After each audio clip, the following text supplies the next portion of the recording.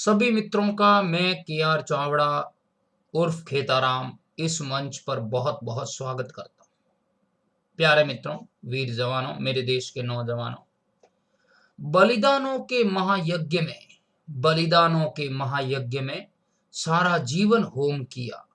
बलिदानों के महायज्ञ में सारा जीवन होम किया। कोड़े खाकर भूख मिटाई, कोड़े खाकर भूख मिटाई। प्यास लगी तो जहर पिया, प्यास लगी तो जहर पिया।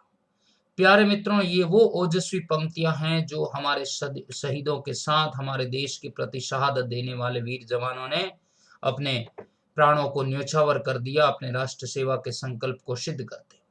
इन्हीं ओजस्वी पंक्तियों के साथ उनको नमन करते हुए, उनको नतमस्तक होते हुए मैं के.आर. चावड़ा आपका इस क्लास में बहुत बहुत स्वागत करता हूं, तहे दिल से हार्दिक अभिनंदन करता हूं।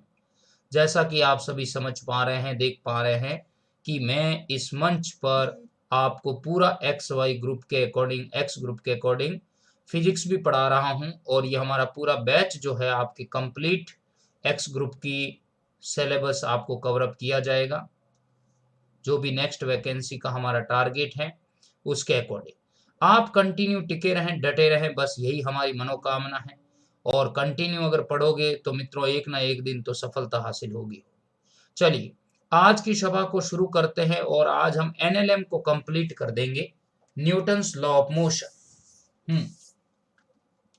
तो मैं सभी को बताना चाहूंगा कि अभी तक जो मैंने पढ़ाया है वो क्या पढ़ाया है, वो न्यूटन की गति के नियम पढ़ा रहा हूं मैं। चैप्टर न्यूटन की गति के नियम, ये वाला चैप्टर हम पढ़ रहे हैं, और इसके अंदर हम काफी आगे तक पढ़ चुके हैं। Newton's law of motion. आज हम इसको कंप्लीट कर देंगे, और कंप्लीट करने के बाद में हम आगे बढ़ने वाले हैं। और जो आज हम पढ़ेंगे लास्ट जो टॉपिक है हमारा लिफ्ट और जड़त्वीय अजड़त्वीय निर्देश तंत्र, उसके बाद हम कंटिन्यू आगे बढ़ेंगे। चलिए, तो फर्स्ट आज का टॉपिक है लिफ्ट में व्यक्ति की गति। इस वाले टॉपिक को आज हमें डिस्कस करना है। Motion of the object in lift के अंदर व्यक्ति की गति। आज हमें इस टॉपिक को डिस्कस करना है। सुनिए, नेक्स्ट पेज पे करते हैं हम। क्या देखा हमने ये एज्यूम किया कि सबसे पहले लिफ्ट के अंदर हम अलग अलग डिफरेंट केसेस लेंगे। सबसे पहला जो हम केस लेने वाले हैं लिफ्ट के लिए, वो पहला केस कौन सा है, सुनिएगा। केस नंबर 1 है। केस नंबर 1 ये है कि यदि लिफ्ट क्या हो, नियत वेग से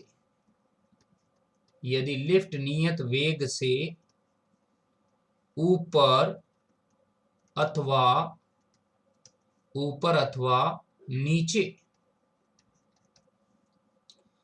अथवा नीचे जा रही हैं। क्या कहूंगा मैं कहूंगा if the lift move upward and downward with constant velocity। अगर वो नियत वेग से जा रही है तो मुझे बताओ वेग नियत है। अगर वेग नियत है तो त्वरण शून्य होगा।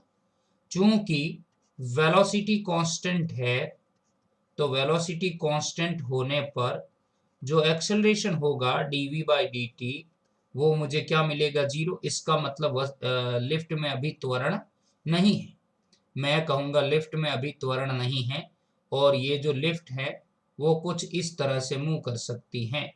ये मान लो इस लिफ्ट के अंदर कोई खड़ा व्यक्ति है, तो अभी लिफ्ट ये ऊपर भी जा रही है या नीचे भी आ रही है, बट लिफ्ट के अंदर एक्सेलरेशन क्या है, 0।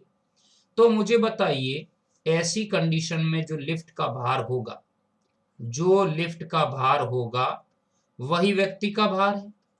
लिफ्ट का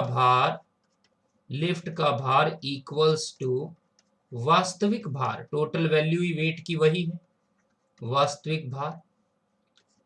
got it? Weight of lift is equals to real weight, और वो कितना हो जाएगा, बराबर mg। किस तरफ होगा, नीचे की तरफ।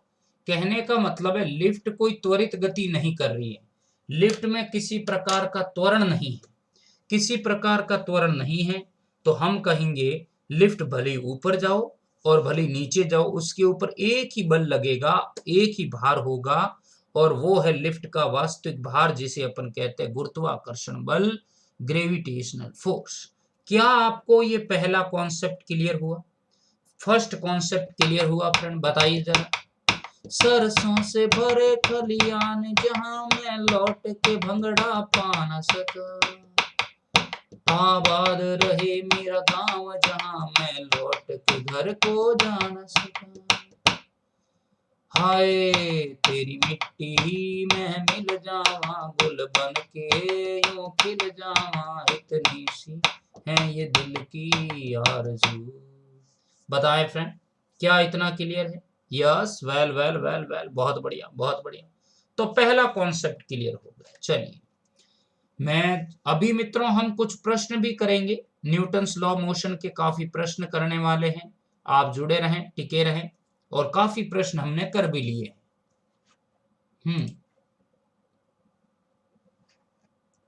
तो देखिए मैं आपको लेकर चलता हूं केस नंबर 2 में। क्या है, मैं कहूंगा यदि लिफ्ट नियत त्वरण से, अब त्वरण है, यदि लिफ्ट नियत त्वरण से ऊपर की तरफ, यदि लिफ्ट नियत त्वरण से ऊपर की तरफ गतिशील है, मतलब लिफ्ट में त्वरण है पर कांस्टेंट है और वो ऊपर की तरफ मूव कर रही है। if lift move upward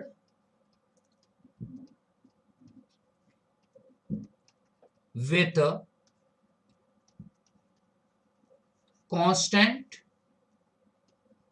acceleration, lift ऊपर की तरफ जा रही हैं, किससे, नियत वेग से। अगर लिफ्ट ऊपर की तरफ जाए तो मैं यहां पे कहूंगा कि ये लिफ्ट है, ओके।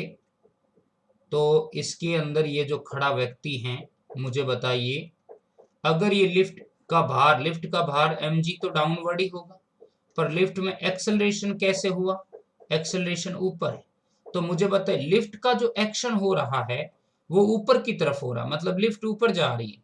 बट इस बॉडी की बारे अपन पढ़ रहे हैं लिफ्ट में खड़े व्यक्ति की गति।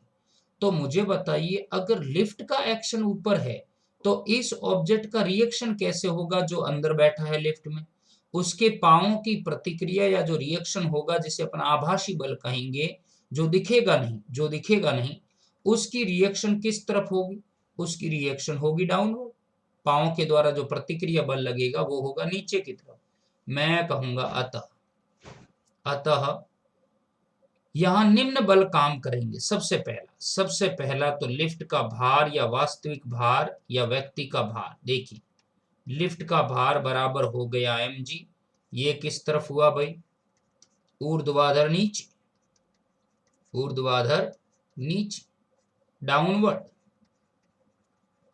डाउनवर्ड हो गया। लिफ्ट का भार नीचे हो गया। आभासी भार, जिसे अपन व्यक्ति का भार कह रहे हैं या व्यक्ति की प्रतिक्रिया कह रहे हैं, आभासी प्रतिक्रिया जो है वो कैसे होगी, आभासी प्रतिक्रिया इज इक्वल्स टू होगी मेरे पास ma, वो भी किधर होगी, ऊर्ध्वाधर नीचे। तो मैं कहूंगा डाउनवर्ड। तो ऐसी सिचुएशन के अंदर अगर मैं कहूं कुल बल या कुल भार कितना है, कुल बल या कुल भार, कुल बल या कुल भार कितना है, देखिए जरा।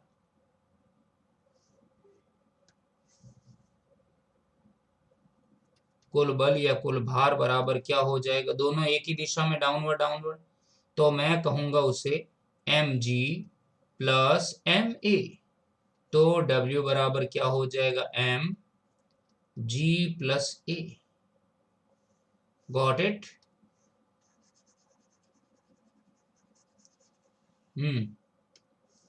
W बराबर mg प्लस a। क्या फ्रेंड आपको ये फॉर्मूला समझ आया?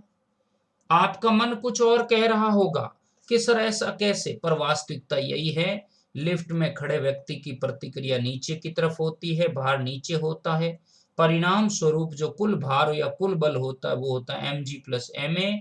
mg प्लस ma होने के कारण जो कुल बल मिलेगा हमें W बराबर mg प्लस a मिलेगा, जो नीचे की तरफ होगा। क्या आपको ये मैंने जो बादल बनाया है वो समझ आया? वेरी वेरी इंपॉर्टेंट बादल। ये बादल जब बरसेगा तो आपके नंबरों की भयंकर बारिश होगी।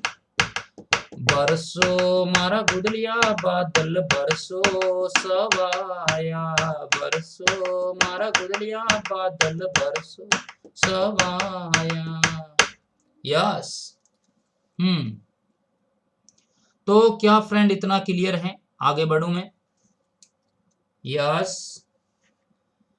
मैं चलता हूं केस नंबर 3 में लेकर आपको, केस नंबर 3 में। केस नंबर 3 क्या कहता है सुनिएगा। वाह, बहुत बढ़िया बहुत बढ़िया।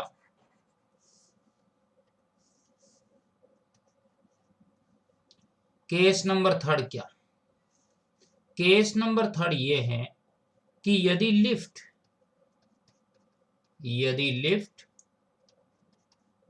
नियत त्वरण से, यदि लिफ्ट नियत त्वरण से ऊर्ध्वाधर, यदि लिफ्ट नियत त्वरण से ऊर्ध्वाधर नीचे की तरफ गतिशील है, ऊर्ध्वाधर नीचे की तरफ गतिशील है, मैं कहूंगा if lift move downward, lift move downward with the constant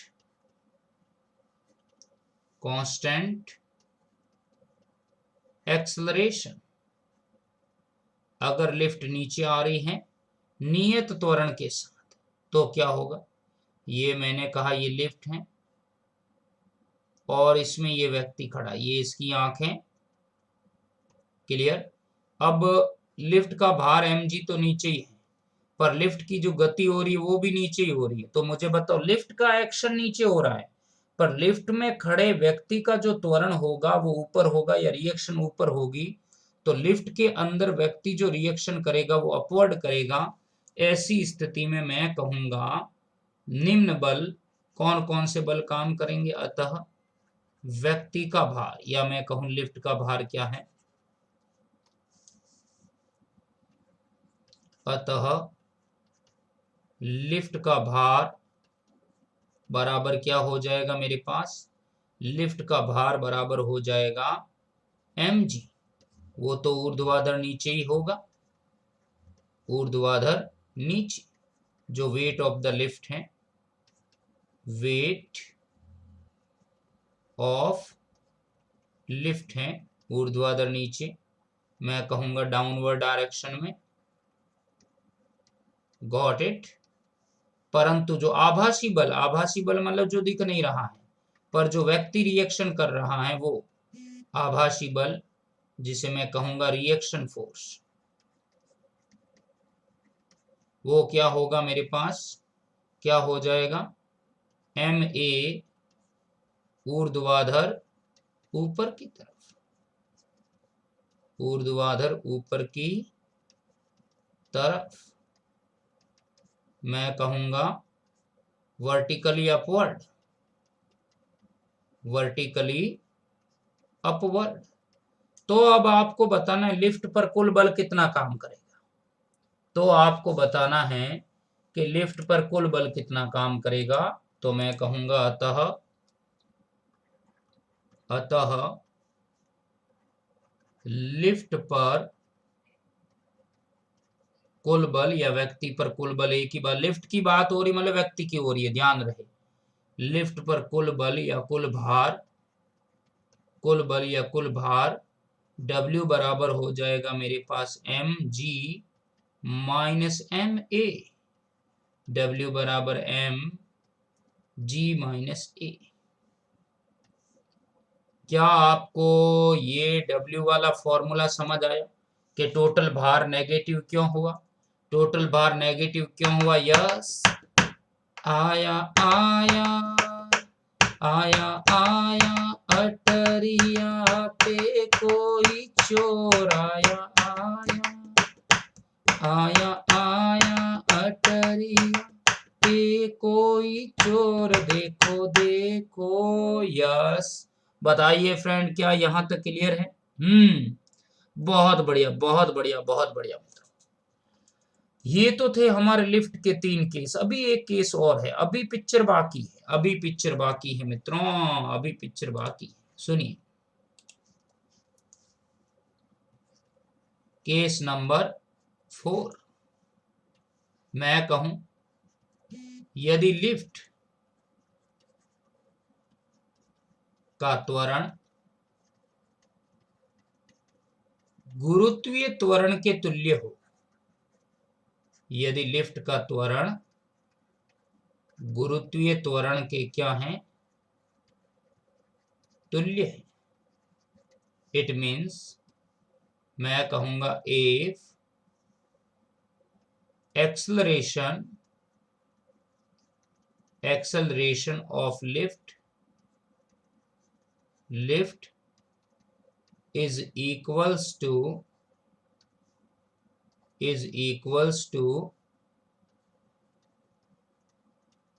gravity acceleration।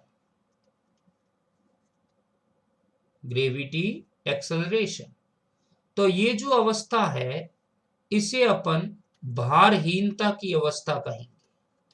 क्या कहेंगे? भारहीनता की अवस्था कहेंगे। ये है वेटलेस कंडीशन, ये है वेटलेस कंडीशन। और मैं कहूं यदि लिफ्ट नीचे आ रही है, मतलब इस केस के अंदर भी ये केस है कि अगर लिफ्ट नीचे आ रही है, लिफ्ट नीचे आ रही है,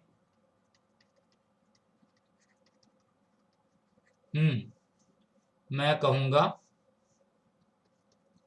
इफ लिफ्ट मूव डाउनवर्ड, अगर लिफ्ट नीचे आ रही है तो ऐसी सिचुएशन में हमारे पास क्या होगा? देखिए अभी नीचे आई तो उस समय भार हमने देखा, हमने भार पढ़ाया कि W इज इक्वल्स टू क्या था? जय हिंद जय हिंद, mg माइनस ma। तो मैंने लिख दिया था mg माइनस a। हमने कहा कि अगर बॉडी का एक्सेलरेशन ग्रेविटी एक्सेलरेशन के बराबर है तो W बराबर क्या होगा? mg माइनस g बराबर 0। तो बताइए वेट बराबर 0 हुआ कि नहीं हुआ? तो इसका मतलब बॉडी वेटलेस है, वस्तु भारहीनता की अवस्था में है। तो बताएं फ्रेंड, क्या इतनी बातें क्लियर हुई? ये लिफ्ट के कंक्लूजन क्लियर हुए कि नहीं हुए? इसी कड़ी के अंदर फिर अपन आगे बढ़ते हैं, बताइए। क्या मैं आगे बढ़ूं?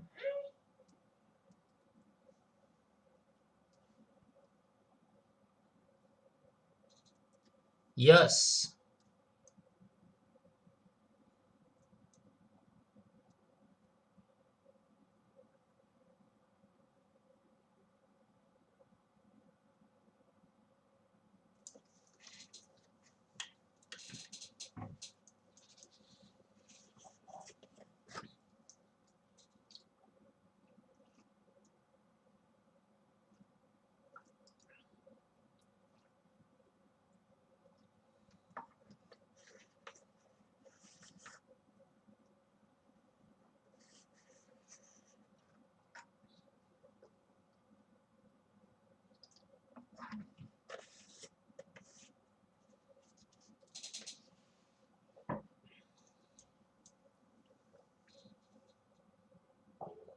हम्म चलिए तो आगे बढ़ते हैं। यस, बहुत बढ़िया मित्रों। इसी लिफ्ट की कड़ी को आगे बढ़ाएंगे। अभी प्रश्नों के साथ हम लिफ्ट के प्रश्न भी करने वाले हैं, देखिए कैसे होंगे, सुनिएगा। तो अब हमने लिफ्ट को तो पढ़ लिया। अब देखिए लास्ट टॉपिक है एनएलएम का, लास्ट पॉइंट शुरू करते हैं। लास्ट वो क्या है देखिए, लास्ट पॉइंट है हमारा जड़त्वीय व अजड़त्वीय निर्देश तंत्र। जड़त्वीय व अजड़त्वीय निर्देश तंत्र, मैं कहूंगा इनर्शियल एंड नॉन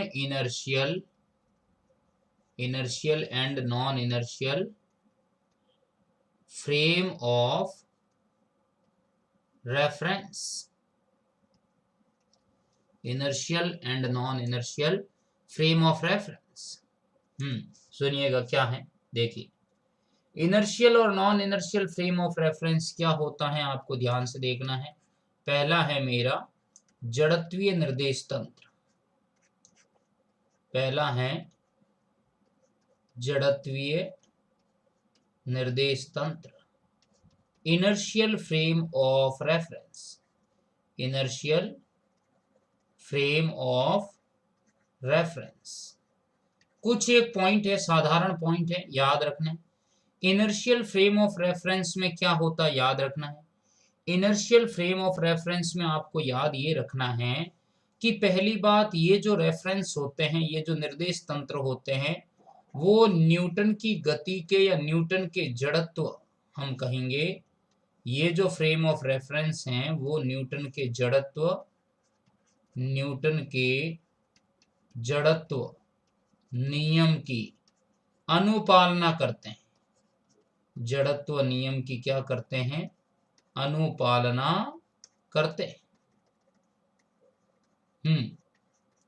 याद रहेगा, मतलब हम कहेंगे ये जो फ्रेम ऑफ रेफरेंस हैं, these are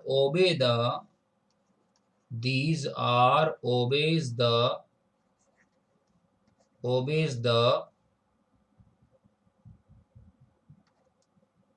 law of inertia। ये लॉ ऑफ इनर्शिया को ओबे करेंगे। सेकंड पॉइंट, यह त्वरण रहित होते हैं, इनमें त्वरण नहीं होगा मित्रों, मतलब यहां पे त्वरण नहीं पाया जाएगा, ये त्वरण रहित फ्रेम ऑफ रेफरेंस। यह त्वरण रहित है, कोई एक्सेलरेशन नहीं होगा, यह त्वरण रहित होते। Clear, there are doesn't exist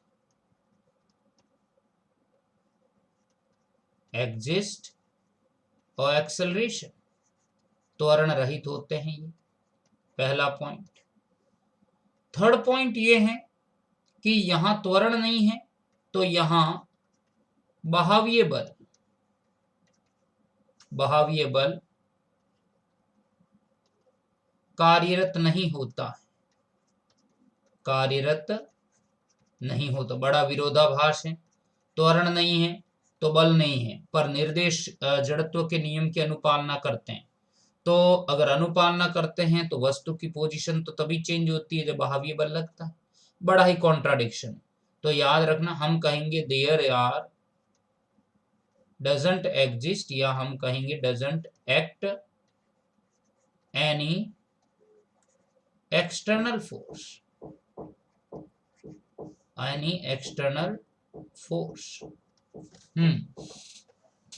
तो ये बात आपको ध्यान रखनी है कि जड़त्वीय निर्देश तंत्र क्या होते हैं, इनर्शियल फ्रेम ऑफ रेफरेंस क्या है।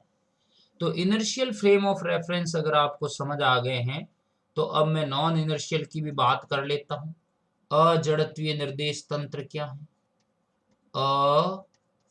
अजड़त्वीय निर्देश तंत्र, यस, मैं कहूंगा non inertial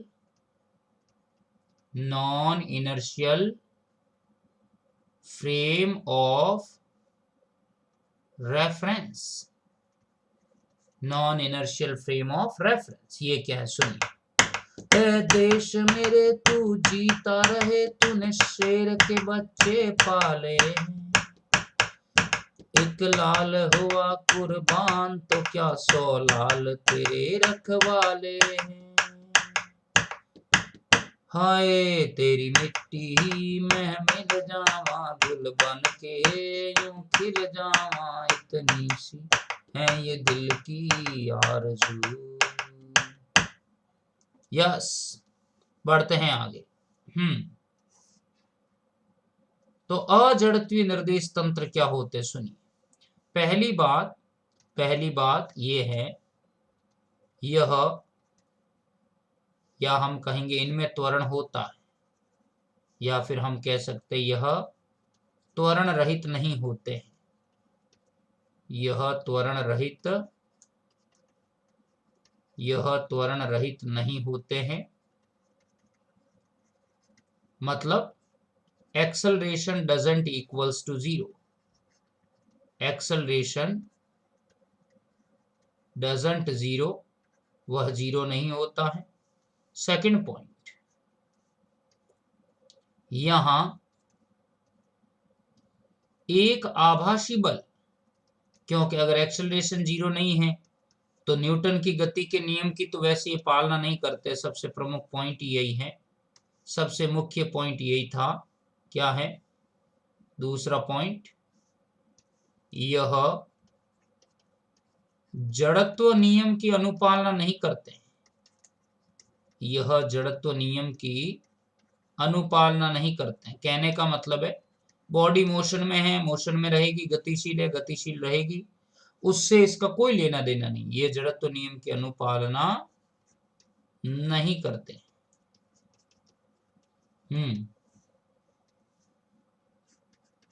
These are doesn't obey the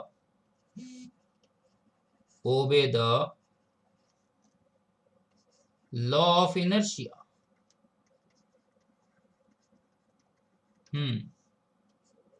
point number 3 क्या है? Thank you.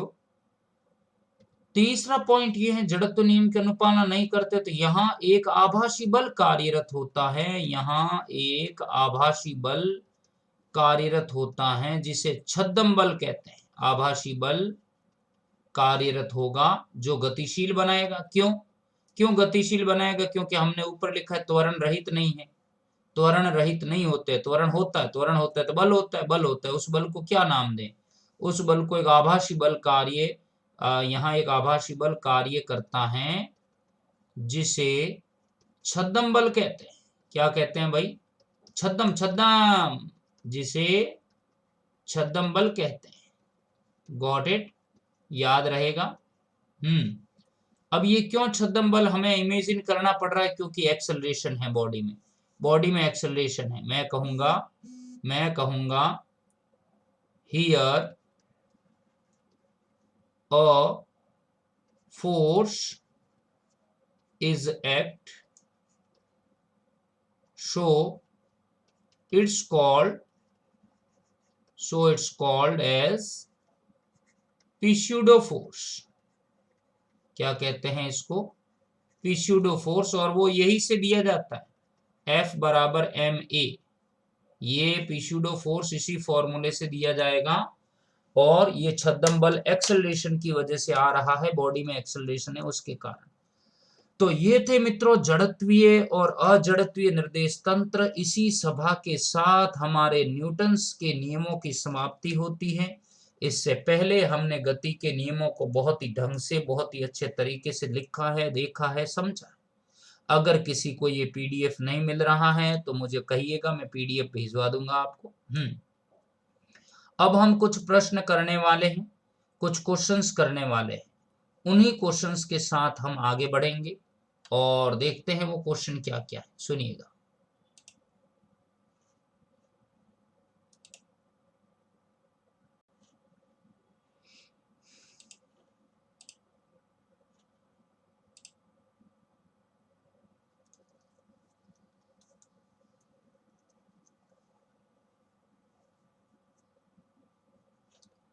यस, बताना है।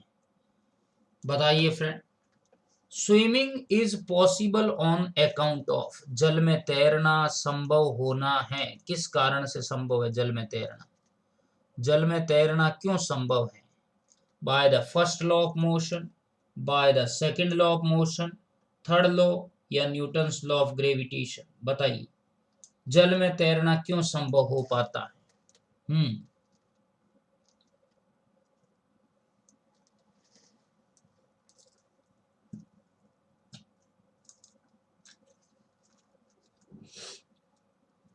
क्या बात है, क्या बात है।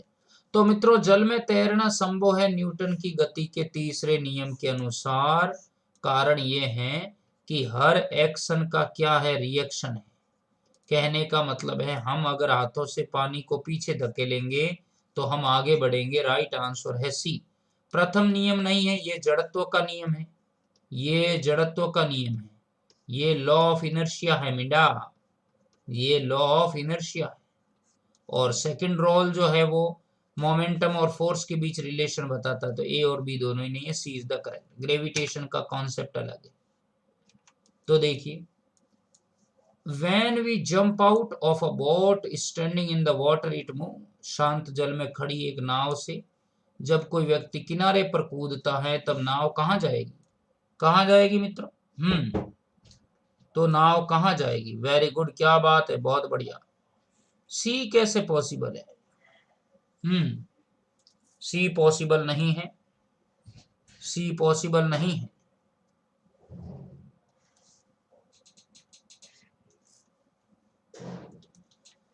जस्ट 2 सेकंड मित्रों, 2 मिनट में मैं वापस आ रहा हूं।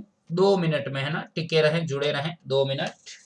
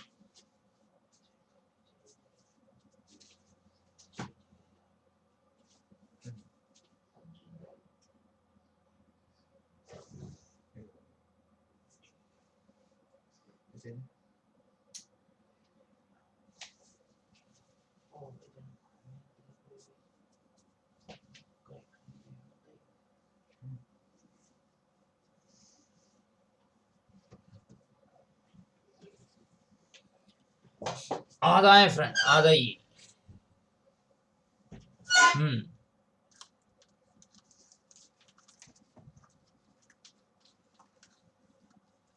यस। तो ये कह रहा है कि शांत जल में खड़ी एक नाव से जब कोई व्यक्ति किनारे पर कूदता है तो नाव क्या होती है? आगे जाती है, पीछे जाती है, या अन्य दिशा में होती है? तो मैं कहना चाहूंगा कि वो पीछे जाती है, आगे थोड़ी जाएगी। आप नाव से बाहर कूद रहे हो तो आपने नाव को पीछे धक्का दिया, तो नाव आपको कहाँ धक्का देगी? आगे देगी, तो नाव पीछे जाएगी, बैकवर्ड। राइट आंसर देख लेते हैं, क्या है? बी है। हर क्रिया की बराबर और विपरीत प्रतिक्रिया होती है। क्लियर? नेक्स्ट बताइए। You are on the frictionless horizontal plane, how can you get off the no horizontal force is exerted on the pushing against the surface? यदि आप एक घर्षण रहित क्षैतिज धरातल पर खड़े हो तथा धरातल को दबाने से कोई क्षैतिज बल नहीं लग रहा है तो आप अपने स्थान से हटने के लिए क्या करोगे? बताना है आपको।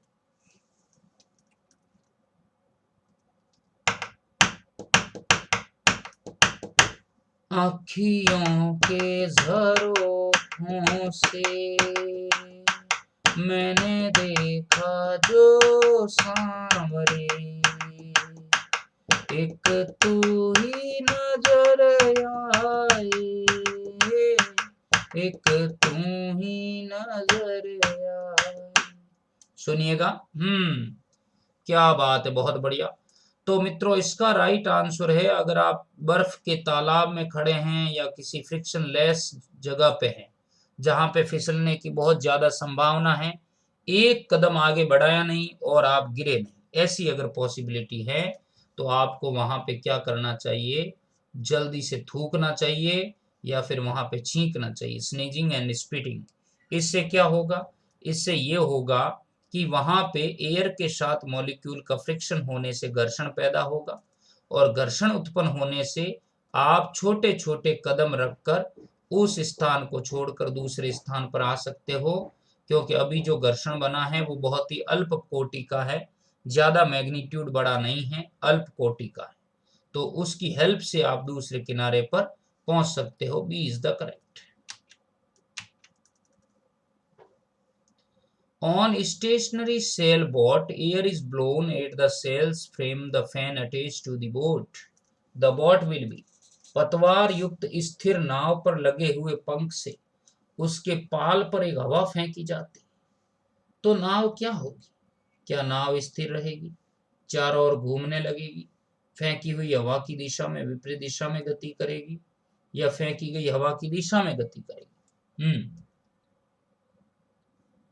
ऐसा इसलिए हुआ था, ऐसा इसलिए किया था क्योंकि जोर से छींकने या थूकने से क्या होता है, जोर से थूकने या छींकने से क्या होता है कि जो बर्फ की चादर है या फ्रिक्शन लेस कोई सरफेस है, तो वहां क्या होता है, जो वायु के कण हैं उनके साथ जो हमारे ऑक्सीजन के पार्टिकल निकलते हैं उनकी क्रिया होती, क्रिया होने से टकरे होती, टकरे होने से घर्षण का गुण पैदा होता है वायु के अंदर ही।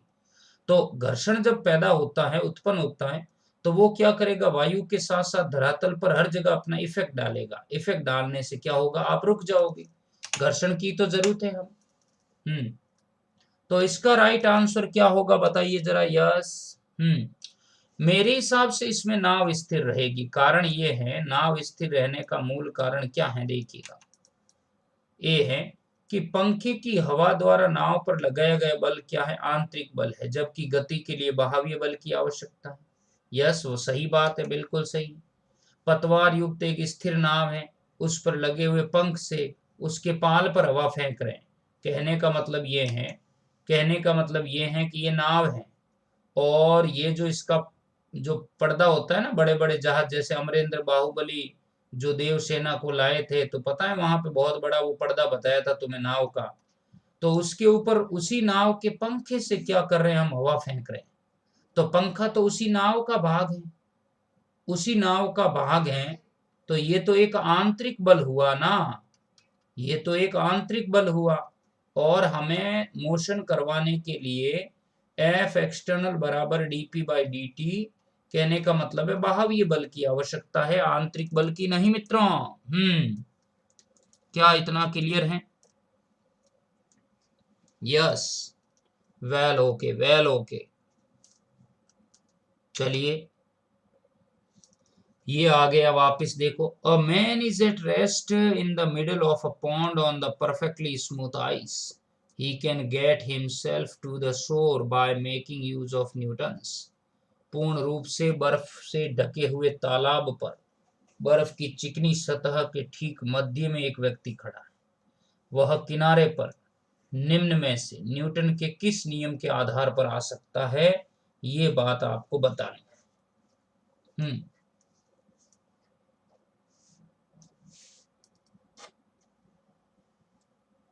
बताइए। तो ये अभी हमने पढ़ा ना, अगर उसे किनारे पर पहुंचना है तो सीधी सी बात है, किनारे पर पहुंचना है तो या तो वो थूकेगा या छींकेगा, तो क्रिया प्रतिक्रिया होगी, क्रिया प्रतिक्रिया होने का मतलब घर्षण बनेगा। तो इससे हम कहेंगे राइट आंसर है थर्ड रूल। थर्ड रूल और क्या, तृतीय नियम से। नेक्स्ट बताइए। अ man is standing at the centre of the frictionless pond of ice, how can he get himself to the shore? Correct, correct.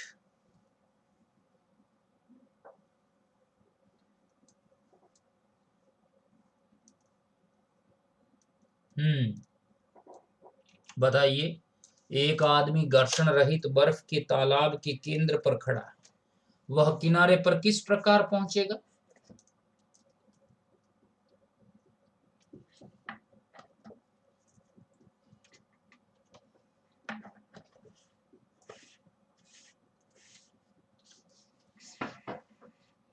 तो हम इसमें कहेंगे वह किनारे पर पहुंचेगा अपनी शर्ट को ऊर्ध्वाधर ऊपर की ओर फेंक कर। तो ये तो आंतरिक बल हो गया।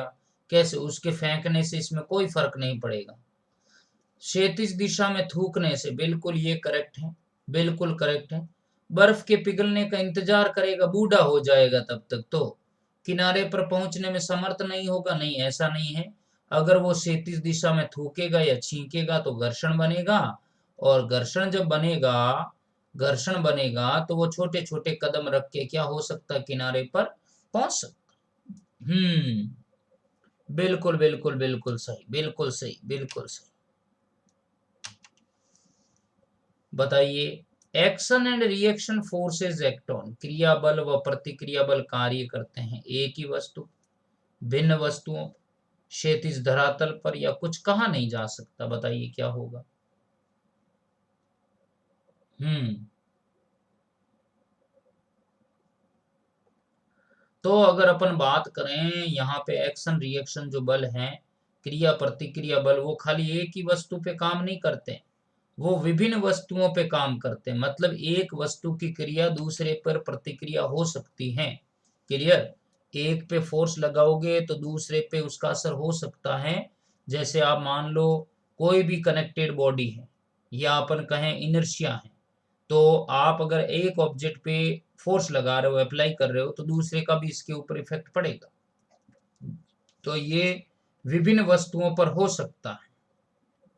हम्म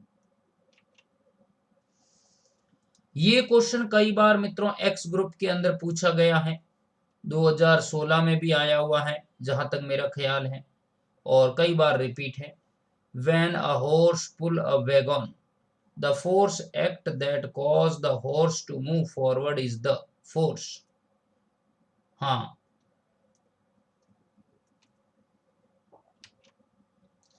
जब एक घोड़ा किसी गाड़ी को खींचता है, वाह, तो वह बल जो घोड़े को आगे बढ़ाने में सहायक होता है, कौन सा? कौन सा है भाई? जब एक घोड़ा किसी गाड़ी को खींचता है, तो वह बल जो घोड़े को आगे बढ़ने में सहायक होता है, क्या वो अर्थ लगाती है? पृथ्वी तल द्वारा घोड़े पर लगाया गया बल, घोड़े को, यस बिल्कुल सही, घोड़े को आगे बढ़ाने में सहायक होता है पृथ्वी तल द्वारा, या घोड़े द्वारा पृथ्वी पर लगाया गया बल? बहुत ही कंफ्यूजन वाले दोनों ही ऑप्शन। राइट आंसर तो इन दोनों में से है। सी क्या है? गाड़ी द्वारा घोड़े पर नहीं, गाड़ी का कोई बल नहीं, गाड़ी तो रोटेट करेगी, घोड़े द्वारा गाड़ी नहीं। पृथ्वी तल द्वारा घोड़े पर लगाया गया बल, या घोड़े द्वारा पृथ्वी तल पर लगाया गया बल? बताइए कौन से बल से घोड़ा आगे बढ़ने में सहायक होगा? हम्म क्या बात है, वेल वेल, बहुत बढ़िया। तो राइट आंसर है हमारा ए, क्योंकि ऐसी सिचुएशन में ये जो पृथ्वी तल है, घोड़ा चल रहा है, ये घोड़ा अपने पांव से पृथ्वी को पीछे धकेलेगा तो घोड़ा क्या जाएगा? आगे जाएगा। घोड़ा आगे जाएगा तो इसने, पृथ्वी तल ने ही तो इसे धक्का दिया है घोड़े को, पृथ्वी तल के प्रभाव में ही तो ये घोड़ा आगे बढ़ेगा। तो राइट आंसर हमारा ए, पृथ्वी तल द्वारा घोड़े पर लगाया गया बल। क्लियर है? यस, बहुत बढ़िया, बहुत बढ़िया।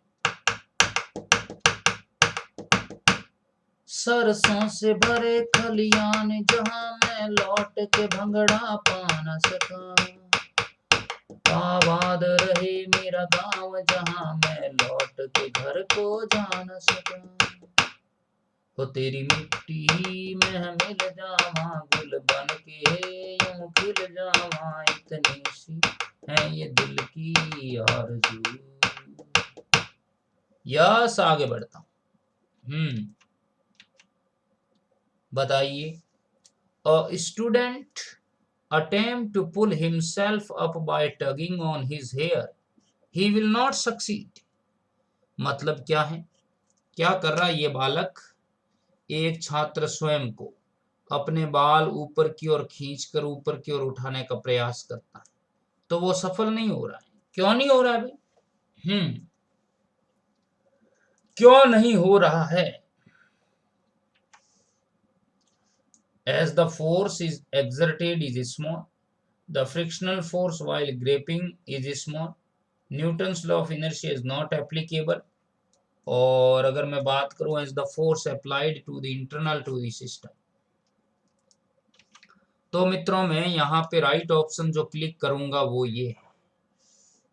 अब एक लड़का है, वो अपने बालों को खींचकर ऊपर उठाना चाहता है अपनी बॉडी को, तो वो तभी पॉसिबल है जब वो खुद अपने बालों को ना खींचे, कोई और को कहे कि भाई मेरे बाल को खींच, तो ऊपर उठ जाएगा। अगर खुद के ही बाल हैं, खुद ही एक्सटर्नल फोर्स नहीं लगा पाएगा, क्योंकि इंटरनल फोर्स होगा ना, सिस्टम तो एक ही है, कोई नया फोर्स तो आएगा नहीं। तो जो हम कहेंगे लगाया गया बल जो है वो कैसा है, वो इंटरनल है, इंटरनल है। और यही अगर एक्सटर्नल होता तो बॉडी ऊपर उठ जाती, तो बॉडी ऊपर उठ जाती। तो राइट आंसर है डी। न्यूटन का जड़त्व नियम जीवित वस्तुओं पर नहीं, ऐसा कुछ भी नहीं है। बाल पकड़ने में लगने वाला घर्षण बल अल्प होता है, नहीं। लगे हुए बल बहुत कम होता है, नहीं, ऐसा भी नहीं है। बल तो काफी ज्यादा होता है, पर वो इंटरनल है, पर वो इंटरनल। बिल्कुल मोमेंटम में चेंज नहीं कर सकता, क्योंकि मोमेंटम चेंज होता है एफ एक्सटर्नल बराबर डीपी बाई डी टी से। Got it? आगे बढ़ू मैं। बताइए। A cannon after firing recoil due to, बंदूक से गोली दागने के पश्चात बंदूक पीछे हटती है, क्या कारण है इसका? क्या कारण है बताइए। A cannon after firing recoils due to, बंदूक से गोली दागने के बाद बंदूक पीछे हटती है, इसका क्या कारण है?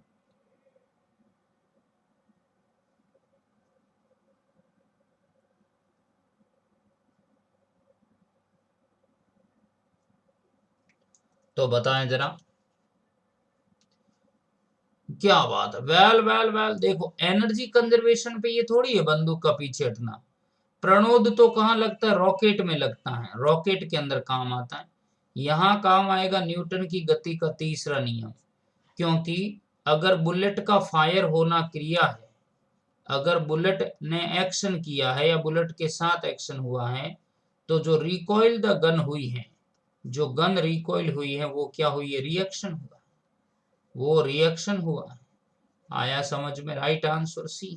यस, वेल वेल वेल, बहुत बढ़िया, बहुत बढ़िया मित्रों, शानदार। Newton's third law of motion lead to the law of conservation of, Newton की गति का तृतीय नियम किसके संरक्षण की पालना करेगा भाई? बताएगा कौन? बताएगा पगला? यस। तो मैं बता देता हूं, न्यूटन की गति का जो तीसरा नियम है वो यहाँ पे संवेग संरक्षण नियम पर आधारित है। कारण ये है कि अगर एफ एक्सटर्नल जीरो हो तो पी कांस्टेंट होता है, तो एफ एक्सटर्नल बिल्कुल जीरो ही है, क्योंकि जितना एक्शन होता है उतना रिएक्शन हो जाता है। तो एक्शन रिएक्शन के कारण टोटल फोर्स अपन को क्या मिलता है? जीरो। तो पी बराबर क्या आएगा? कांस्टेंट, संवेग संरक्षण। द्रव्यमान के साथ रिलेशन है नाभिक के अंदर। ऊर्जा संरक्षण यूं खूब सारे हैं, पर यहाँ अप्लाई नहीं है। और कोणीय संवेग संरक्षण घूर्णन गति का कॉन्सेप्ट। तो राइट आंसर है यहाँ पे डी है, संवेग, मोमेंटम। बताइए। A man is standing on the balance and his weight is measured if he take a step in the left side when he wait. यदि व्यक्ति एक तुल्ला पर खड़े होकर अपने भार का मापन करता है, यदि वो बाईं ओर एक कदम चलेगा, तो आपको बताना है कि उसके भार पे क्या इफेक्ट होगा। Yes, tell me now. हम जिएंगे और मरेंगे ए वतन तेरे लिए, हो दिल दिया है जान भी दे, ए वतन तेरे लिए, हो दिल दिया है जान भी दे। वतन तेरे लिए। यस, देखिए राइट आंसर है सी। भार समान ही तो रहेगा मित्रों, तुल्ला पे खड़ा है तो चाहे लेफ्ट पांव रखो चाहे राइट रखो, वो एक्सटर्नल फोर्स के ऊपर थोड़ी है, इंटरनली फोर्स अप्लाई कर रहा है, तो उस कंडीशन में वेट mg जो है वो उसका वही रहेगा, चेंज नहीं होगा। भार घटने बढ़ने की बात ही नहीं आ रही है। भार समान रहेगा फ्रेंड, सीधा सा कॉन्सेप्ट है। बताइए, a jet plane flies in the air because, jet plane हवा में तेजी से क्यों उड़ पाता है? हम्म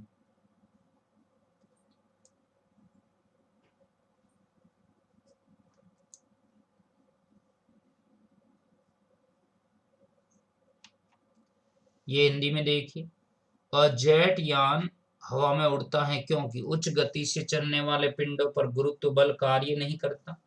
जेट द्वारा उत्पन्न प्रणोद गुरुत्व बल को संतुलित कर देता है। पंखों के चारों ओर हवा का बहाव ऊपर की ओर बल लगाता है जो गुरुत्व बल को संतुलित कर देता है। या यान के आयतन के तुल्य वायु का भार यान के भार से अधिक होता है। बताना है फ्रेंड क्या होगा?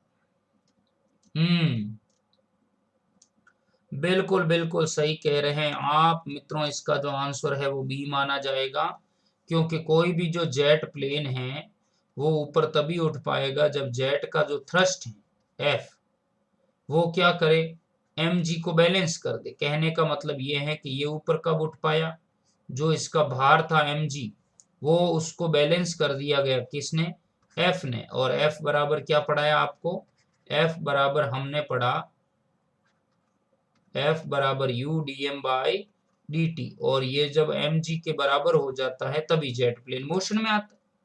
यस। तो प्यारे मित्रों, मैं आशा करता हूं आपको यहाँ इस क्लास में बहुत ही आनंद की अनुभूति हुई होगी।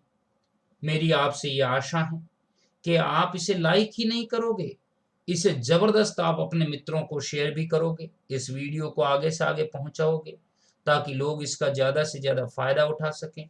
तो ये हमारे एनएलएम जो है Newton's law of motion complete हो गया।